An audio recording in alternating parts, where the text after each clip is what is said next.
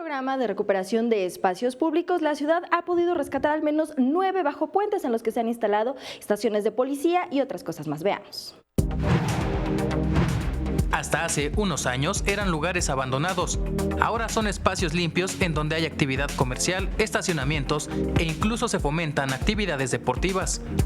Se trata de los bajopuentes en la Ciudad de México que han beneficiado a peatones y automovilistas que transitan por las delegaciones Cuauhtémoc, Gustavo Amadero, Miguel Hidalgo, Álvaro Obregón, Benito Juárez y Coyoacán.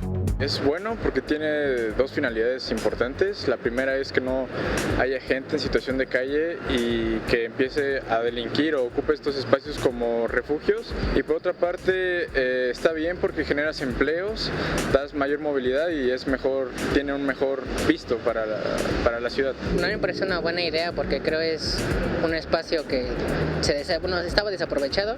De acuerdo con la autoridad del espacio público, del 2010 a la fecha se han recuperado 9 bajopuentes, lo que significa 52.340 metros cuadrados, repartidos en distintos comercios del sector restaurantero o tiendas de autoservicio.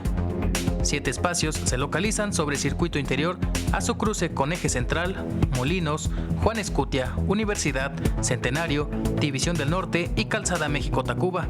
Los otros 2 espacios están sobre Presidente Mazarik, al cruce con Solón y Ferrocarril de Cuernavaca.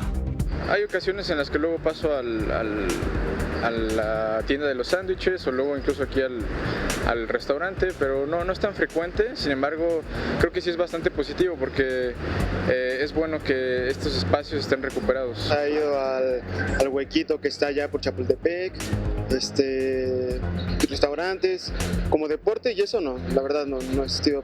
En estos espacios recuperados también hay instaladas 29 estaciones de policía, las cuales cuentan con las herramientas tecnológicas y la fuerza policial necesaria para dar atención de manera inmediata y eficaz.